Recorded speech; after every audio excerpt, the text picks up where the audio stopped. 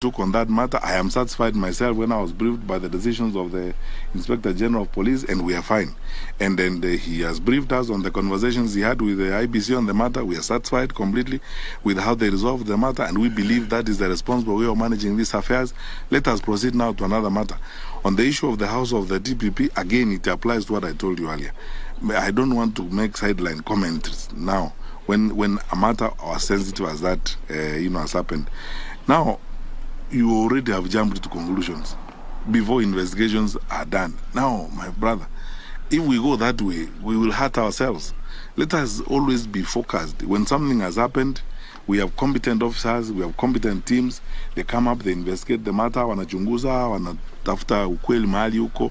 Kama kuna ushahidi wa kutosha, mambo fulani yamefanyika, wahusika wanapatikana, alafu wanapelekwa kotini. Tunataka kufuata sheria na tunataka kuishi kisheria vile tunatakiwa kuishi. Sawa? One last question perhaps. Oh.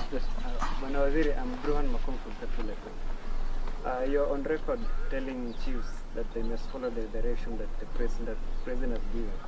And you've also been publicly campaigning for odinga. Don't you think, as a high-ranking official, don't you think this amounts to pressuring officials to pick a side? No, I will explain, and those are two different issues, and thank you for asking me the question.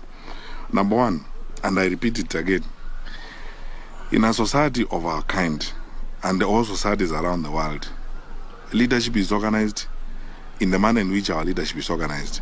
Can you imagine a case where the president says one thing and the minister says another and the inspector general says another?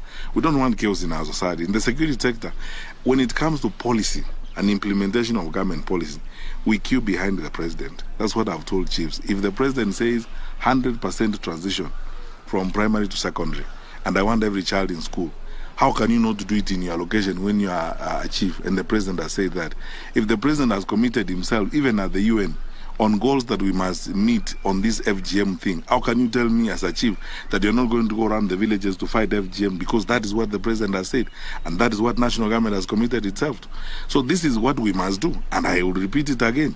Now and any time in my life, even when I am not Minister for Interior, I would wish that the next Minister of Interior also lives that way. Organizes the national government infrastructure to queue behind the president and national policy. That is how we manage the country. Because imagine a case where the president says, we are going to work with the Ministry of Education to fight examination cheating. Then tomorrow the chiefs say, no, we are not going to do that kind of thing. What kind of country are you going to have? So that is what I meant when I tell chiefs, and I tell them even to this day, on national policy, and when the president takes a decision on the matter and the president spells out a position, I am the first to queue behind my president, and I'm followed by my colleagues. That is how it is going to be, and that is how it should be, for us to have an orderly environment. On the question of elections and campaigns, let's stop pretending about one thing. Even the judges of the High Court, the judges of the Court of Appeal, and the judges of the Supreme Court will vote. But the matters on which they are voting, some of them may come before them. There is a clear line between my inclination and my responsibility, my obligation and my inclination. All of us here, the way we are seated here, even my colleagues here, I don't know, some of them are Muslims, they go to the mosque on Friday, others are Catholics, they go to church on Sunday, others are Anglicans, they go to church on Sunday, others like me are Seventh-day Adventists, they go to church on Saturday. But when we come to work, we have our obligations. I will not wear the lenses of my religious inclination. I will not wear the lenses of my faith. I will, if you come before me, I will not ask you where you belong to and where you come from. I am not supposed to do that under the law. I have an obligation. I have a legal obligation. So there must be a line drawn between legal obligations and personal inclinations. To pretend here that people do not have any, even our officers, police officers will vote. They have inclinations. They may have preferences. But they know that when they wake up in the morning and they are wearing kofia, kiraoni, na wanabeba bunduki, they are going to work, they are going there to serve every Kenyan. And they will not ask every Kenyan, where did you vote? No, no, no. That's you're not allowed to do. So let us agree on this particular matter. There's a very clear line between obligations and inclinations. And there's nothing wrong with people having, inclinations. That's why we are a democracy. That people have opinions, they have preferences, and no one forces anyone to, you don't have to agree with me, you don't have to agree with. I don't have to agree with you, but I can express myself and say, as far as I'm concerned, I think this is the way we should go. That's my opinion. Even in the offices where we work, we have different opinions sometimes on issues, but we don't sack people because they have expressed differences of opinion, because we understand the line between obligations and inclinations, and this is what people oftentimes confuse and so on. The Constitution says the President will appoint cabinet ministers who are technocrats. It doesn't say the President will appoint robots, switch on and switch off robots to the cabinet. In any case, by the way, some of the politicians who are hypocritically parroting that around the country are the same ones who keep saying perhaps we should have ministers who are elected members of parliament who sit in parliament. So what is what? Because these contradictions sometimes are interesting. Let's be very plain and very clear. I will not lie to you. I have inclinations and I have preferences, but I'll also be very sincere with you. I will deliver on my constitutional obligations without fear or favor, and when it comes to that, I will remove my inclinations and serve every Kenyan as I'm supposed to serve, and I've done that before, and everyone else who's serious has done that before. But let's stop these excuses, saying, oh, you have expressed preferences and so on. We express preferences all the time. That's why you are dressed in jeans and I'm dressed in suits. I mean, that's a different way of looking at things. Thank you. Thank you, guys. Thank you.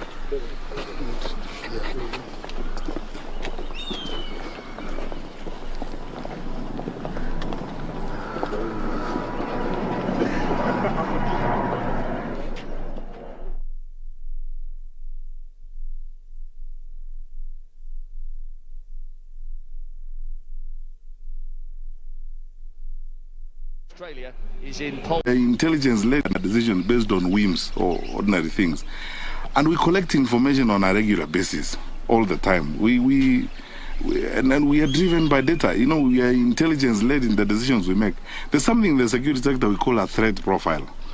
Threat profile is when we wake up in the morning, and most of these gentlemen who are standing before you here, we start interactions from as early as sometimes 4 a.m. in the morning, or 3, or sometimes depending on what the night has thrown to us. We are awake all night.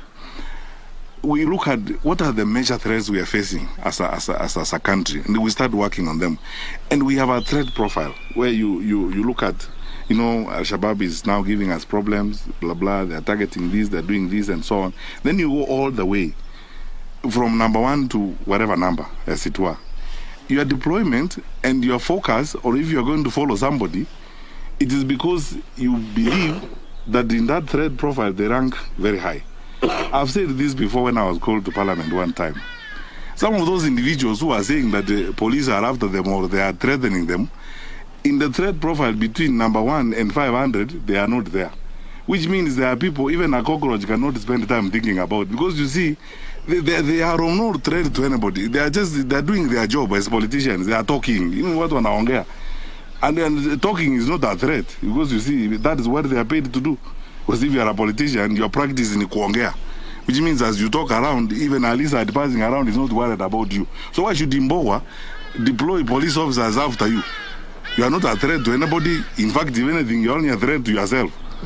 You're not a threat to anyone. So I don't understand who those people are who are claiming that their lives are in danger. But anyway, the truth of the matter, and many of them,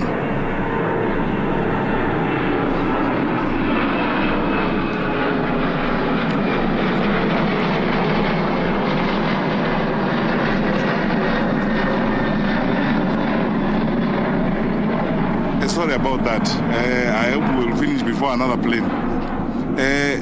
So those who are making those claims, some of these sympathy-seeking or sympathy-craving, publicity stunts about, my life is in danger and so on, police are after me, and these gentlemen have better things to do. And as I told you, if they have to go to look at somebody, they look at the threat profile. Where do you feature? If between number 1 and 600, you don't feature, why would a senior police officer spend time on you, honestly, and deploy police to look after you? You are not a threat to anybody. You are not a threat to anybody. If anything, you are a threat to yourself. So why would we now say you put police officers behind you and so on? So people keep making all these silly claims around. But anyway, anytime anybody has come up and said, I have a problem, and genuinely there is a problem, the Inspector General has always deployed. In fact, even this morning I was meeting some observers who were asking me, oh, you know, there were political leaders who are saying they need more security. Anyone who has walked up to the Inspector General Police or any of his structures and requested for additional security will get it. And let me repeat it here again today. Wherever you are, Mr. So and so, Madam So and so, wherever you are, if you feel that you actually need more protection and more security, please walk straight to the police station next to you, talk to the OCS there and report the matter, or look for your sub-county police commander or your county commander, whoever you will meet. We will give you security that you need. It is your right. We will not be doing you a favor. It is your right, and it's our duty to make sure that you are safe. But these other claims that people are making, as I told you, when you look at the threat profile and you discover the person who's claiming that, oh, his life is in danger and we have deployed police vehicles to follow him around, you discover it's somebody who, as I've told you, even a cockroach will not bother to think about it for a second time. Hapa naitwa Boni kutoka Ruto TV. Ningependa kujua shughuli ya upelelezi ya